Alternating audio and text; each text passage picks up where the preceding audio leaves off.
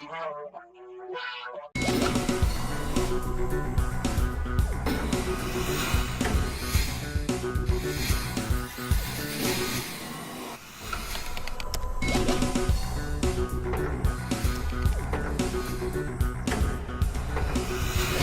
to UC Tech Chat, where we talk business technology, unified communications, and more for small and medium businesses. I am your host, Brian Ferguson. And I'm your co-host, Jason Mefford. Thank you for joining us. So today, Jason and I will be kicking off a series on one of the fastest growing trends in our industry, business mobility. We'll talk about the challenges, the benefits of mobility, and we'll talk about some interesting use cases. We're also excited to talk to Webb, who will take some viewer questions in Julie's inbox. And then at the end of the show, we'll discuss some interesting trivia. Great, let's get started.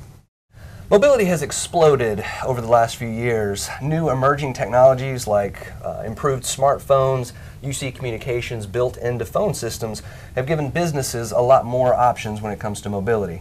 It's empowering road warriors, telecommuters to break away from the office and be productive regardless of location. Mobility is more than just mobile phones. It's the ability to work from anywhere using multiple technologies. You can work from your home, your car, a hotel room, or the coffee shop. Flexibility is essential in today's work environment. So businesses that are providing these flexible work options are growing like crazy. In fact, by the year 2016, 80% of companies will have some sort of mobile workforce. So let's take a look at some of the benefits that are driving that trend. So first, we have cost savings. The number one cost savings that you're going to find are just saving in hardware. So no longer do you have to buy a lot of laptops and mobile phones for everybody. They can just bring their own device. So you save all up front from there. Secondly, we have facilities cost. So you may not have to provide any office space for anybody. So if they work from home, you'll be able to work from there with their own devices. You don't have to pay for the rent, the utilities costs, the coffee, and the donuts that this guy usually eats. You no longer have to pay for any of that. Next, there's employee satisfaction and recruitment. Employees can now decide when, where, and how they want to work. The traditional 9 to 5 in an office or cubicle is no longer the case. Studies show that flexible work options improve job satisfaction and increases productivity. So next we have disaster recovery. So if there's ever a disaster or a weather event, mobility can keep your business up and running. Employees can now work from home. If there's snow between them and work, they can be safe. They can have this exact same communication options from their house as they do from inside the building. Lastly, mobility allows companies to provide the highest level of customer satisfaction possible. Owners and managers of businesses can be assured that clients, customers, or patients are going to receive service regardless of the situation. Maybe a receptionist has a sick child, she can still work remote via mobility. Same with a weather event. Mobility gives employees options to be able to access corporate resources and be productive with a weather event where they may be at home. Since all of those calls through mobility go through the phone system, owners and managers can also track who's being productive, who's using the phone, and keep tabs on those employees, including the guy that may work 1,000 miles away. So as easy as Jason makes it sound, it's not all butterflies and rainbows with mobility. In fact, there's a big challenge with BYOD, or bring your own device. You have to be concerned with whose device is it, whose information is on there, who's going to pay for the unit. All those challenges are very important and need to be discussed, and we're going to spend an entire show on it next time on UC Tech Chat. Other concerns as well, Brian mentioned, who pays the bill? Does the employee pay the bill? Does the company provide the cell phone? That's a consideration. Data connectivity as well. Do they have internet access and connectivity where they would like to work mobile? Proper access to internal systems. Is it secure? Do you have to worry about protecting internal resources?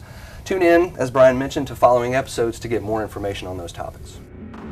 All right, so let's play a little game. We're going to talk about use cases for mobility, rapid fire. You go first. Sounds good. Let's start with the business executive. It's essential for the business executive to stay in contact regardless of situation. They travel a lot and they need constant access to staff, to customers, to other business executives, and even family. Mobility for the business executive is vital.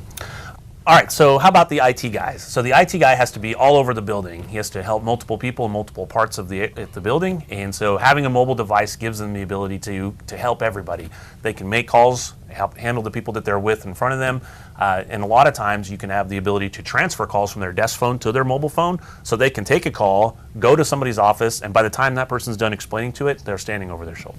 How about the salesperson, appropriately named the road warrior? It's essential for them to be in contact regardless of their location. They're often working from the car, a hotel room, maybe they're traveling.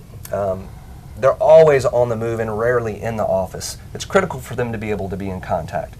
You also know that customers appreciate responsiveness, and having mobility at your fingertips allows you to be responsive to your customers, which is essential in today's business. Great. So how about the physician? So doctors are often having to take calls outside of work hours. They get a call from the answering service and they need to call their patient. So they have to worry about, do I give my personal number out to my patients? You know, they definitely don't want that. So mobile applications provide the ability to publish their work or their work extension caller ID instead of their personal number ID so that they can keep things personal and private. You also have the teleworker. They need to be able to have access to all corporate resources while working remote. A teleworker of the past would typically have to have a laptop or a PC, in addition to a VPN device, usually a desk phone, all the hardware of the past. That is not the case with today's options. People have the option for mobility, and then with web-based applications like Salesforce and Gmail, they can typically access a lot of those resources without all of that hardware. The complex environment is not needed in today's business world, which gives teleworkers the flexibility to be very productive with minimal effort to get them set up. Great, so let's talk about the snowed-in worker. So if I have snow between me and the office and the roads are closed, in the past, there's nothing I can do, I'm just going to have to miss work. Well, now you don't have to do that. You can turn on your device, get all the access to all the information that you had from your mobile phone, and from a communications perspective, you can get all the communications tools on your mobile phone that you ever had inside the building, so you can stay productive and up and running. How about the my child is sick and I need to work from home worker? I personally have been this individual in the past, so I can definitely relate. It's very comforting to be able to work from home using mobility while keeping an eye on my sick child, but also be very productive. As I mentioned with the teleworker, mobility and web-based applications provide a lot of flexibility where you don't have to have all of the hardware of the past. You can be very productive without all of the effort to get initially set up. This type of flexibility improves job satisfaction and also cultivates a family-first work environment. All right, great. So how about the car salesman? So in a car sales environment where the customers come and actually buy the cars, they're out on the lot. That's where all the inventory is. So you want your salespeople to be there. But all the phones are inside. So when they have to go prospect and find new customers, they have to go inside, and now the customers aren't being helped. A mobile application gives them the ability to prospect and be where the customers are simultaneously. How about the teacher? It's very common for the teacher to be moving between classrooms, be in the lunchroom, maybe be at PE, or maybe even be on a field trip. So having mobility for the teacher not only is important if the front office needs to call for access to a student or information from the teacher, but think about just the pure emergencies that may come up in a school environment. It's critical to have constant and immediate communication with your teachers, and mobility provides that. Great. Well, thanks, Jason. That was really good. So as you can see, we covered several different mobility use cases, and there's many, many more. We just kind of got the tip of the iceberg. But now, let's take a visit to our favorite VoIP professional, Julie Webb, as she answers some user questions from Julie's inbox. Julie?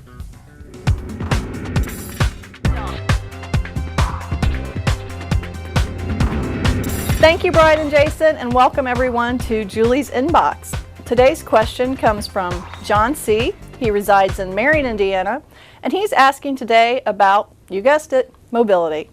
John's question is, what is the Find Me, Follow Me technology?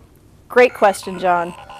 Find Me, Follow Me is a unified communication industry feature that allows phone calls to follow users wherever they choose. It's a set of personal call rules for connecting a user's phone.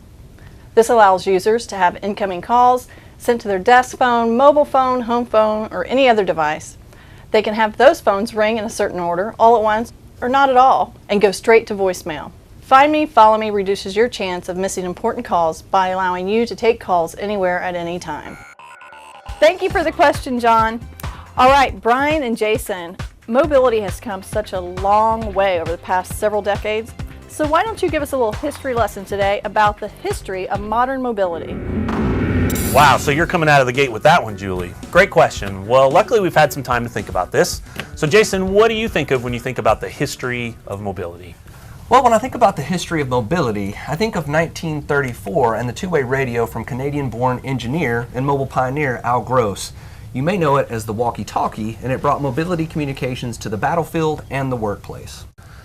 So then we have the Citizens Band Radio, or CB, in 1946. First made popular in the workforce by farmers and then the U.S. Coast Guard, but really made legendary by our 18-wheeling, gear-jamming brothers and sisters from the 70s. Oh, those were the days. It reminds me of being a suicide jockey in my boom wagon. You got your ears on? Big 10-4, come on, this is the Bald Eagle. Bald Eagle, this year's Roll Tide. Let's put the hammer down like a rocket sled on rails. 4-2 will stand on it. Okay. Let's back them up to 1949. 1949 gives us another big one, the pager, first introduced to the workforce for physicians.